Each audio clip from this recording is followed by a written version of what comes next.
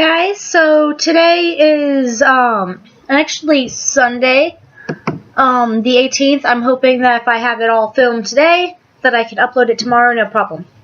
Today is cycle day 23 for me. I think the last time I did a cycle day update, I told you how my my chart was trying to tell me that I ovulated on the 3rd, and this was on the 8th or something like that I updated it. So maybe 10 days ago. So it's saying that I ovulated on the 3rd, and then it was like, oh no, that's wrong, after I put in more information. Sorry. So this time it's saying that I ovulated on day 15. It may change as time goes by and I add in more information. However, I do believe that I did ovulate on cycle day 15, which would be the 10th of January. Mainly because before I get my period, my breast always hurt. Like the first day, like it always lasts like a week before, a week to 2 weeks before I actually get my period. My breasts will start being tender and they'll get worse and worse and worse as I approach the big day. And yesterday, they didn't hurt me really until I got home. I went to, I don't know if you guys know Florida too well.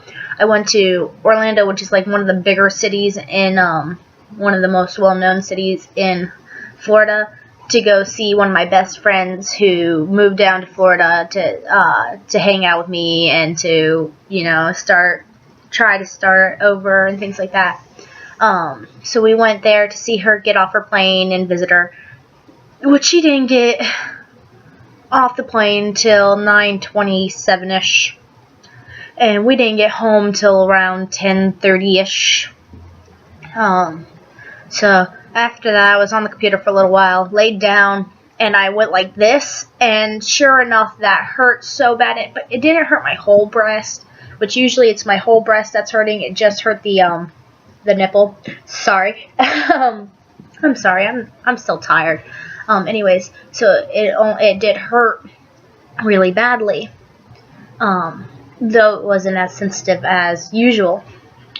So I am starting to get tender breasts, so I do believe that I did ovulate. Though I can't tell you for sure if it was on the 10th or on like maybe 2 days ago or something like that. So according to my chart, though, I did. It says I ovulated on the 10th, and I can kind of. On the 10th, I had a temp of 96.6. It jumped up to 97.7, jumped all the way down to 96.3 within 2 days after ovulation. So on the 12th. Then it jumps back up to 97, sorry, my chart's over here, to 97.5, then it went down to 97.2 for 2 days, went up to 97.3, and now I've been at a steady 97.7 for the last 2 days. So I don't know what that jumping means, but I do have a higher temp than usual. It's 97.7 for the last 2 days. When I shouldn't even say when I first wake up, because Roger gets up at 5 o'clock, makes me take my temperature about 5:30, and then I go back to sleep because I'm half awake when he's taking my temperature for me. God, I love Roger. He's such a good guy. Such a team player. But yeah, so I take about 5 because of him, thank God, because otherwise I would forget. But it has been a 97.7, and usually, I know you're like, most people are going to be like, oh, that's a normal temperature, which, yeah, it is, technically. I have a really low temperature usually. Usually after running a marathon, my temperature only goes to about 96.9, and I'm exaggerating, I don't run marathons. Back in middle school, when you used to have to do the laps around the gym and things like that, they always, during our physical, they would take our temperature before and take our temperature after. My temperature before was usually 96.3, while my temperature afterwards would be 96.9 or 97.0. me and my sister are both like that. We have low temperature lines.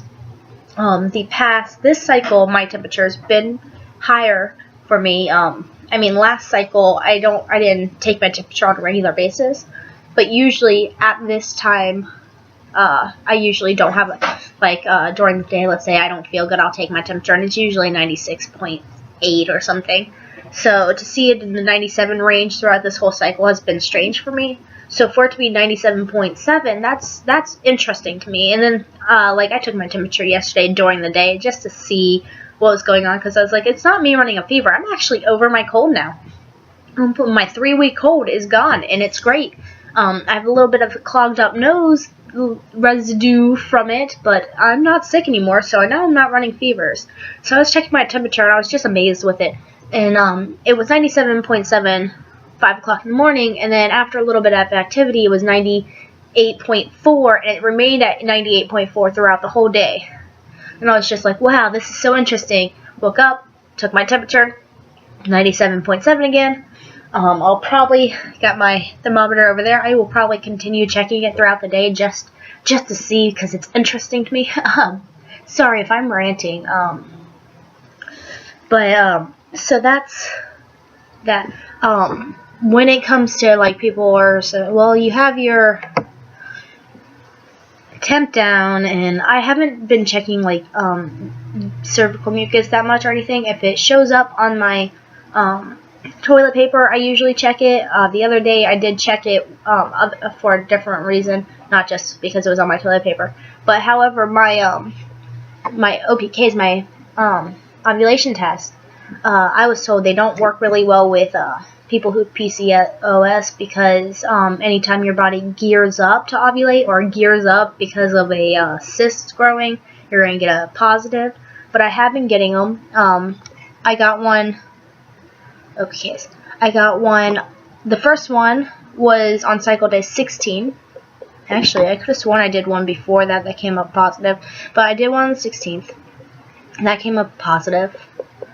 And then I did 2 yesterday and the day before. I did one today too, but those 2 were both positive. The one today, I couldn't really tell. The whole test, the tester line and the test line and the control line were both extremely light compared to what I was used to. So I'm not sure if I should count it or not. From what it looked like, they both looked equally dark, but they were both still extremely light. So I'm not sure if I should count that as a positive or not. But I have been getting positives. If we're doing sex, I haven't been timing it that well. Our plan was to do it every other day this cycle. However, with me being sick, my back has been acting up, and then Roger hasn't been getting enough sleep and has been oversleeping for work, so he's been going to sleep earlier. So we haven't been able to, but we did have fun 2 days before ovulation, and then supposed ovulation, and then the 2 days right after.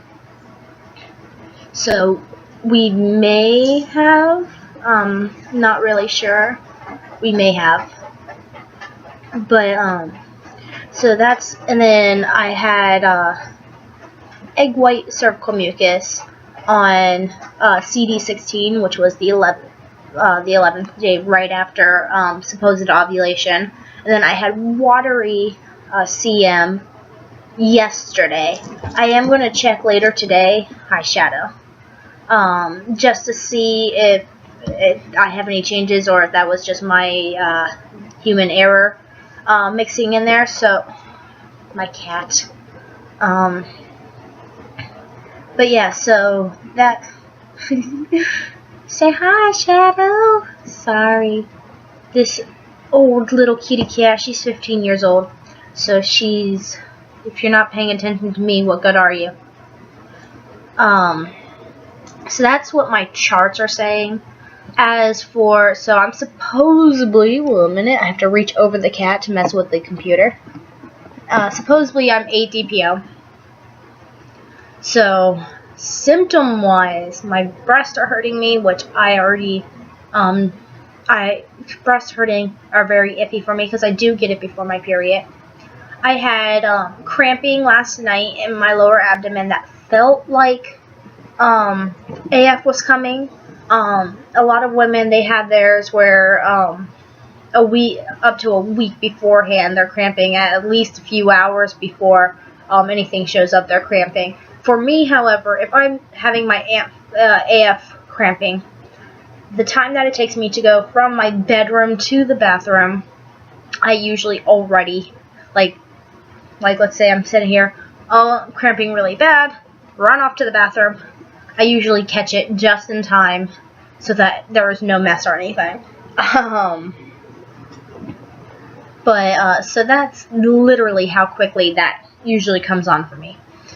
And so laying here, had those really bad cramps, ran off to the restroom, nothing happened, came back, laid down, my back was killing me, so I had a feeling that maybe my, because I have degenerative disc disease, I was thinking maybe can I help you? Can I help you? See what I mean? If don't pay attention to her, she's a little fur baby. So if you, with my degenerative disease, I have at least 5 bulging discs. It's been since I was 18 that we did a scan to tell. But when I was 18, I had 5 bulging discs. I could have way more now, or though none of them are herniated, I would know that I would be in the hospital.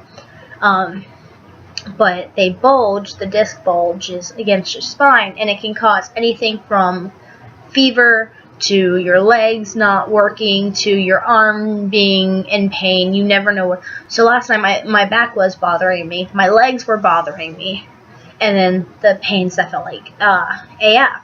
So I'm having a feeling that that's not any precursor. These might be the frickin', oh, they hurt. But the AF cramps, light cramps, I don't think are anything, because my back was acting up. And, of course, Roger has to get my hopes up, and he goes, well, could it be implantation cramps and anything like that? And I was like, well, it could always be, but I don't know. I obviously never felt it. I was pregnant twice before, and I never noticed it before that. God, you're so cute. I'm sorry, I keep getting distracted by my cat, but she's just so cute. Ow! I pressed your head against my boob. There you go. So I never felt I never registered the implantation cramps from that. So I don't know if this is right, and I'm ADPO. That means in 6 days, I should either be having my period or I should be having testing. So I'm going to keep track of my temperatures. I am going to try not to get too hopeful, because after 14 months of negatives, I'm not looking forward to another one. I would literally rather have my period than have to take a test, just for the simple fact that if I have my period, then there's no way that I'll take it and have a negative and be sitting around for 2 months going, but it said negative, which has happened before. Sorry, this is going on longer than I expected, but so that's my update, my CD updates. This is cycle 8 for me, and if you're wondering how I went 14 months with only 8 cycles, I will tell you right now. When I got my Mirena removed in 2013, August. I was told that the medicine could still be in me for up to a year, and that my cycles can take a while to become normal. So I expected that. I didn't have a period, like I bled after they took it out, which is normal, it's not a period. And I was in pain from that. However, I didn't get my actual period again until October that year. Then the next one was until December. So cycle 1, cycle 2. And we started, as soon as I had my first period, that's when we started DTCing. So October, then December, and then the next one wasn't until February. And then March. May, July, I think October again, November, yeah, or no, it wasn't October, it was November, and then it was, didn't have one for Christmas, January, yeah, I had one for Christmas, so it was November, then December, so this is the December cycle that's lasting into January, because it started the last day of, one of the last days of that. So that's kind of my cycles, what's going on there. That's what's going on this cycle. I will be watching, sorry, they just hurt really bad, and pressing on them kind of makes them feel a little bit better. Oh God. Okay. So that's all really for now. Jesus Christ. When I do this, my boobs look huge. They're not that big, I swear. Anyways, that's it for now. So I will be ending this before I embarrass myself anymore by pressing my boobs or talking about how they look gigantic in this frickin' shirt. Till next week, I will talk to you guys then. Bye.